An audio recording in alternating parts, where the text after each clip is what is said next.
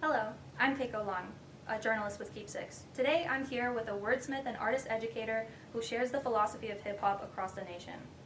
He is a co-founder of the sound-based artist collective Peace and a father of four who believes in the youth's power to affect real change.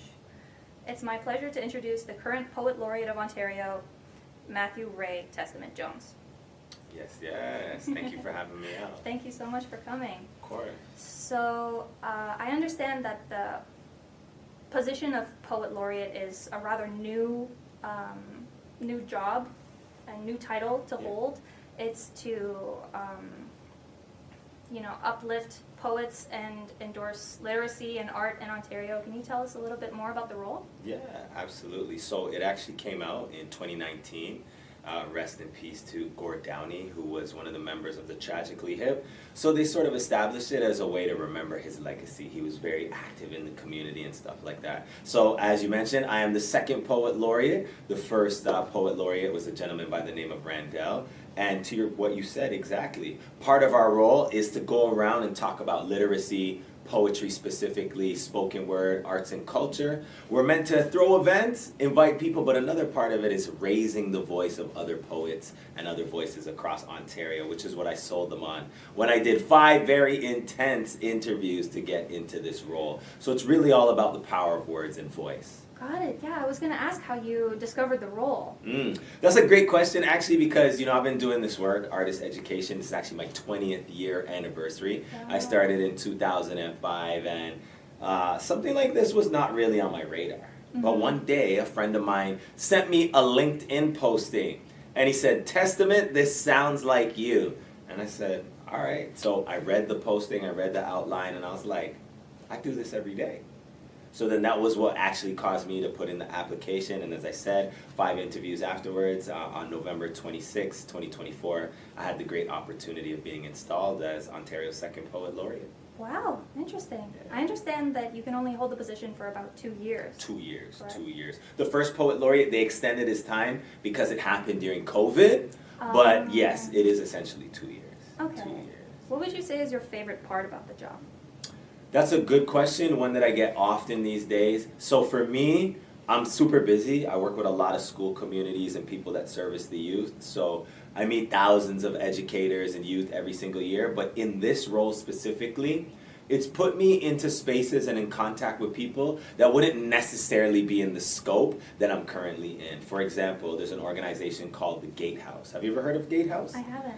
The Gatehouse, they basically specifically deal in childhood sexual trauma and abuse. And they're using poetry as a powerful way to help navigate those spaces and liberate people's voices. So I did a piece, I also wrote a foreword for part of the book, and I was at their conference last week, which is like something totally that I haven't been involved in before. I actually am going to be doing some work with Destination Ontario. I can't say too much because it's not official, but we're working on some stuff, and again, helping with attracting tourism into Ontario. That's not really anything that I really saw on my radar. And I also met another really cool organization that does work all around Ontario called Applaud, and their job is to acknowledge people for the work that they do. Oh, wow. Yeah, and I thought it was so cool because my work is similar but in a different context. So, the favorite part of the role is the different spaces that I get to go into and learn from. I'm a lifelong learner, so I'm super excited about that opportunity. That's super interesting.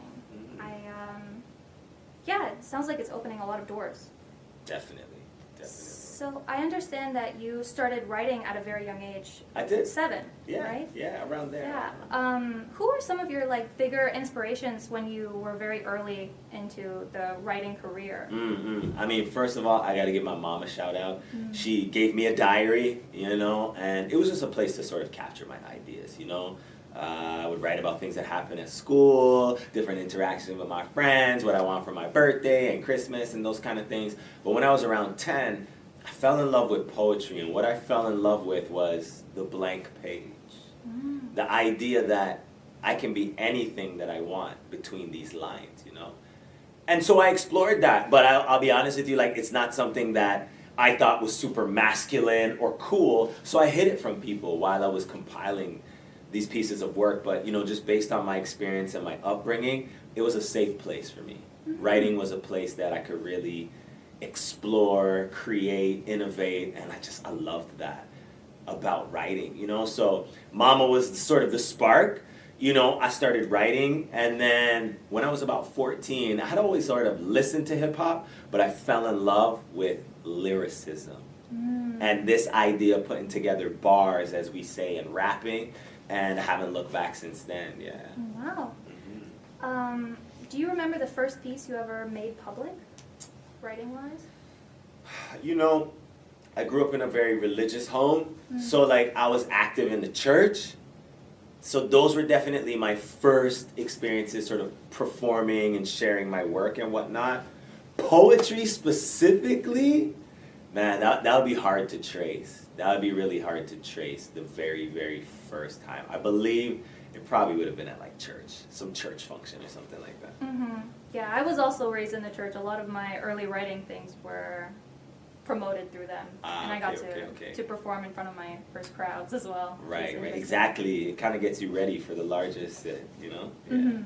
Which is kind of what you're helping people to do, giving people a stage and promoting their voice, in a sense. Absolutely. Throwing events and stuff like that. That's part of the role. You know, it's like a title, it's a designation, but yes, there are things that they want us to continue to do in terms of the breadth of our work, and throwing events is one of those. So stay tuned. We're going to be throwing a bunch of events here in Mississauga, for sure. Very exciting. Yeah, Okay. yeah. Speaking about specifically hip-hop, can you tell us, as someone who has about 3 records under their belt, how, like, a little bit about your first steps into the world of hip-hop and music, and maybe how that shaped you? Oh man, that's that. I don't know if we have time for all of that, but I'll try and tackle some of that. You know, for me, what really attracted to me about hip hop was the expression. You know, especially being a young black man, I grew up in like, you know, very Caucasian, if you will, areas. I lived in Oakville for about 10 years. I was born in Toronto, lived in Mississauga most of my life, but I didn't see myself reflected in my environment. But in hip hop, I did. When I saw the music videos and the magazines, some of the young people don't even know what a magazine is, but back in the day we were looking at the magazines, and I just loved how upfront and bold and brave a lot of these voices were. One of the very first groups that I got exposed to was a group called Public Enemy. And, you know, Fear of the Black Planet, I'll never forget. I was living in Oakville, super white community, but there was this like half black kid that lived on my street. I'd play with him sometimes. And his brother was always like angry, and like he sat us down. He's like, "You guys need to listen to this," and he made us listen to that record, "Fear of the Black Planet." I'll never forget, because you know, Public Enemy are more sort of like, they speak on political issues on race and different things like that. So you know, that was sort of like one of the first things I remember listening to. But then being with my family members, my cousins, hearing the different things that they listen to, and you know, the colors and the clothing and the style, it was so appealing. But mostly it was about like, wow, there's people that look like me that have a voice, you know? That's sort of what pulled me in to hip-hop culture sort of in the beginning, just from a music perspective, you know? That's what pulled me in. And then, as I mentioned, you know, I got into rhyming myself. The people around me were getting into the culture in different ways. Some of them were like getting into records and DJing, and then that slowly evolved into like making their own beats. And then now we're freestyling in our spare time. We're all trying to make songs together. And so it was a very like organic process. You know, I didn't grow up when the internet was booming and stuff like that. So we had a lot of time to explore and try these things out, you know? Yeah. That's awesome. So it really comes down to how important representation is. Facts. Representation and role models, For sure. I feel. For sure. And through your organizations and the events you put on for schools and everyone else, like your hip-hop workshops and everything, I feel that I really admire it, because instilling the philosophy of hip-hop into people at a young age is so important, about respect and community and authenticity. And all of which, unfortunately, in some ways are missing nowadays, right? So Yeah. a lot of the work that I do, I'm a member of something called the Temple of Hip Hop. The Temple of Hip Hop was founded in 1996 by our mentor and our teacher, the world-famous rapper KRS-One, who was also the founder of the Stop the Violence movement, All in the Same Gang, and different things like that. So my work and what we're focused on is preserving hip-hop as culture. right? A lot of people think it's only music or fashion. It's that and so much more. So I feel proud to be a torchbearer to sort of show some of the difference, because nowadays, it's with social media and the media in general, things are like extremely saturated. Right. So we like to show them the balance. So it's not like, oh, you know, all of that is wrong and all of that's negative, don't do that. It's more like there's this and there's that. Just so that they know there's choice, and, you know, we sort of uphold some cultural traditions in that sense. Peace, love, unity, and safely having fun are the foundations that, you know, we've taken from a crew called Zulu Nations, which were former gang members who sort of transitioned into protecting their community. And the Temple of Hip Hop, you know, we've picked it up and we've added on to that, but that's sort of like the core and the foundation. Right. That's super interesting. Peace started before you became the Poet Laureate? Correct. How did it come to be? Yeah, that's a great question. So, you know, one of my good friends, his name's Russell King. He's also an artist. You know, we call him Raw Soul. So one day I was at his house. We're literally sitting around the table eating some food. I'm wiping my mouth, and he's like, Testament, can I share some new lyrics with you? I was like, my guy, I love your lyrics. Please, go ahead. And here's what he said. He said, I'm a king. So understand my dreams before you speak to me. People everywhere actually coexisting equally. And like, he was trying to continue with this rhyme, and I totally cut him off. I was like, bro, stop. Stop. I said, that is the greatest acronym for peace I've ever heard of in my whole life.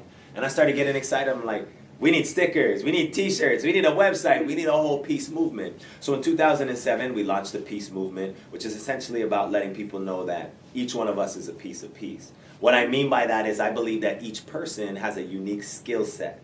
And when you use your skill set, your talents, and your abilities, and I do the same, we feel like they can come together like puzzle pieces to make our community even stronger. So that's sort of the message, the movement that we started with back in 2007. We kept on building on it just as a movement. We had the t-shirts out there and stuff like that. But in 2016, I turned it into a corporation, and we have a business model where we go to schools, teach about the philosophy of peace, using hip-hop as a part of that, but we also connect with a variety of different programming. Our most popular program that's been around since 2011 is our Black History education. We promote Black History in February. I love February. I'm born in February. Love Black History Month. But we promote Black History 24/7.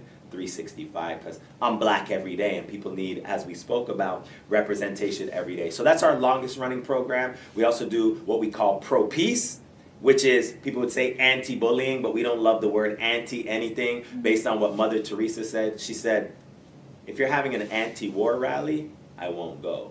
But if you're having a pro-peace rally, I'll be there. And we use that as a way to have a conversation, right? Because although you may be against it, when you say anti, we're just focusing on the things that are wrong, whereas we want to be the solution. People everywhere actually coexisting equally. We want to live that out, action it, and bring it to the community, right? So it sort of grew from my friend's lyrics. Like, if he didn't share those lyrics with me, I don't know if it'd be on my hat and all over the place where we go. But yeah, based on his lyrics, for sure. Wow, that's amazing. Yeah, I saw that poem on the website, on the homepage of it. Right, right. I read through it and I was like, wow, like, I love it. Yeah. So, what drew you to kind of youth education? Because I understand that you've been teaching workshops for quite a long time, Right. but has being an educator always been something you were kind of drawn to or called toward? Not at all. No. Like, if somebody had asked me if I thought that that's what I would do, no, not at all.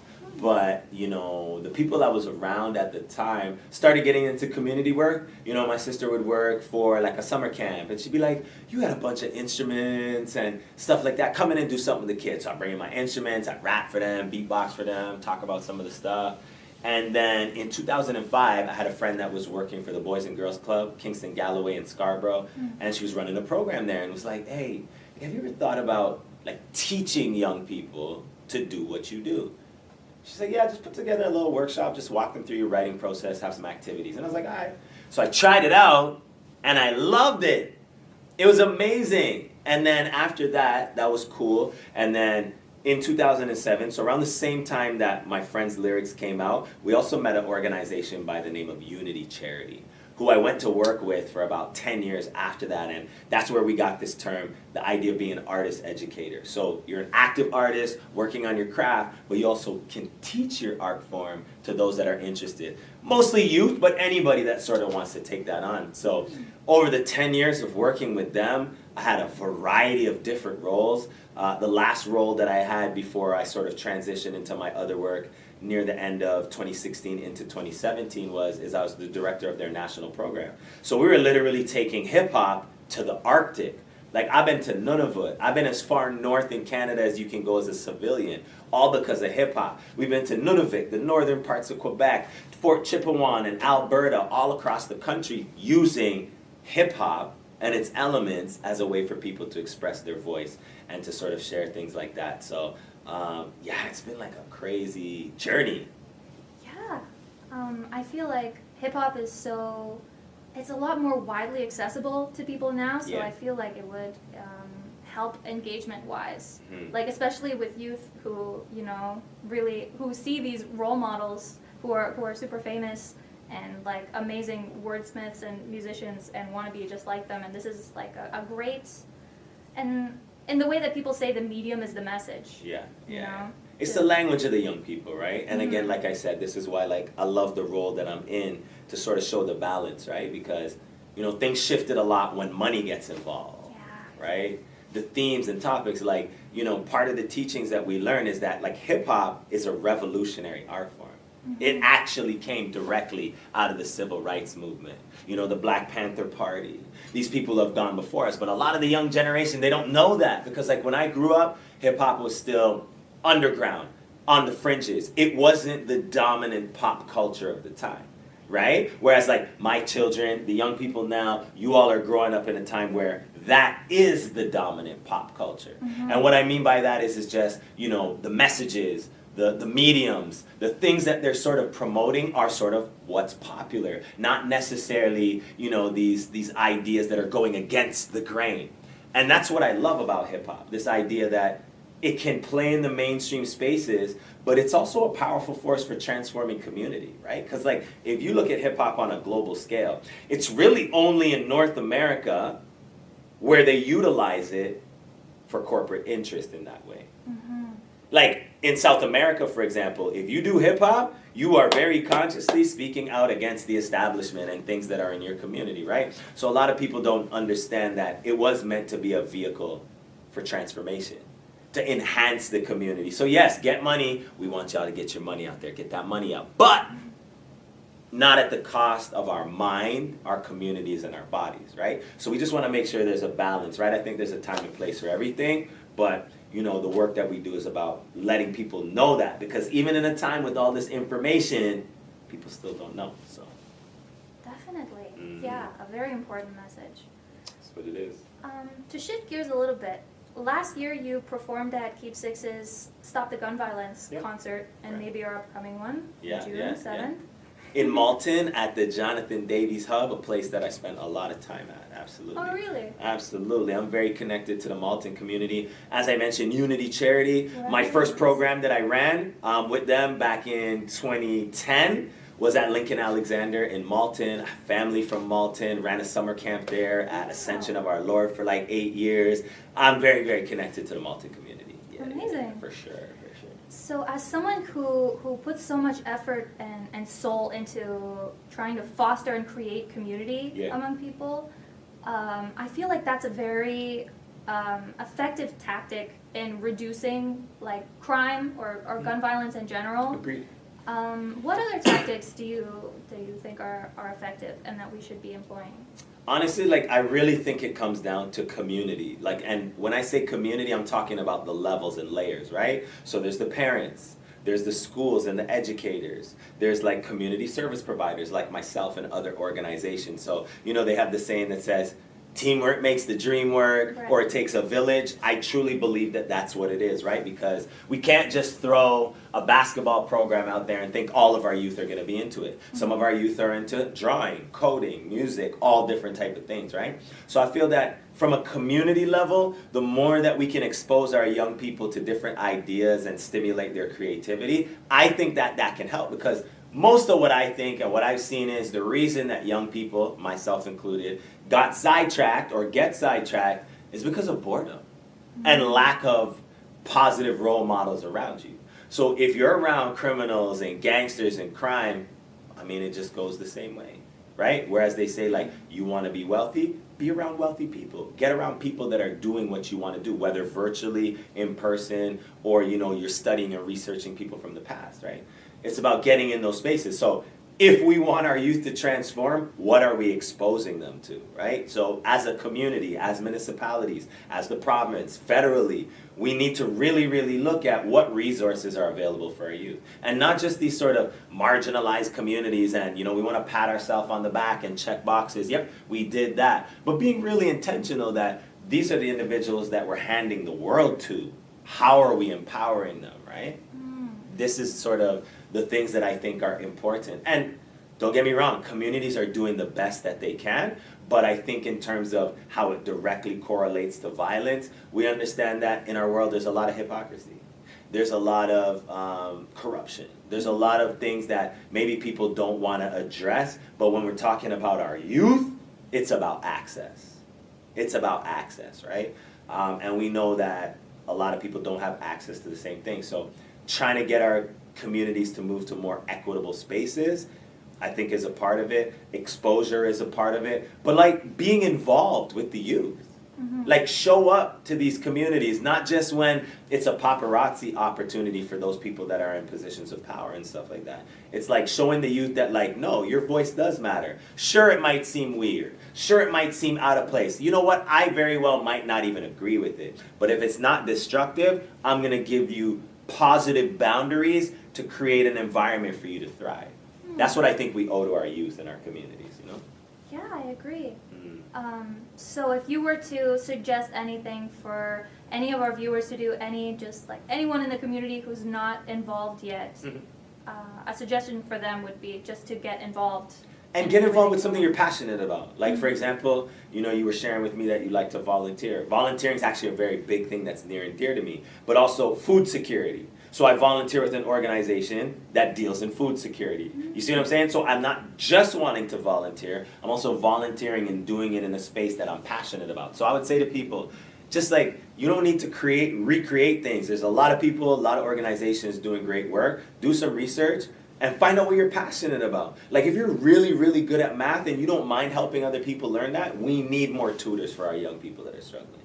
If you're really, really good with your hands or with computers, young people need that knowledge because maybe they don't have access to that at home. And the limited time at school is not enough. So again, I'll just encourage people, whatever you're passionate about, use that as a platform. Get into that. Trust me, there's somebody that can benefit from your mentorship, for sure. Amazing. Is there anything else you'd like to promote to people, organizations they can volunteer with, or any of your upcoming personal projects? So many cool things going on, but because we spoke about the event that's coming up on June 7th at the Jonathan Davies Hubs in Malton, I'm also throwing another event there on August 11th, which is hip-hop's birthday. August 11th, 1973 is the day that we consider hip-hop's birth. Hip-hop was happening before that, but this is sort of the agreed-upon day that after this particular party things shifted. So I'm going to be doing an event there. We're going to be having all of the elements represented, so people that want to come out, you can definitely check that out from a hip-hop, words, culture, all of it together sort of event happening. Also, I did get a grant here in Mississauga, so I'm going to be throwing an event on September 6th. More details to come. It's called the I Love a Local Music Mississauga Festival, I believe. I might not be 100% on that, but we're going to be doing some events. Throughout the summer, we'll be making various appearances at different communities and stuff like that. So a lot of very, very cool stuff going on. If people want to know more about me,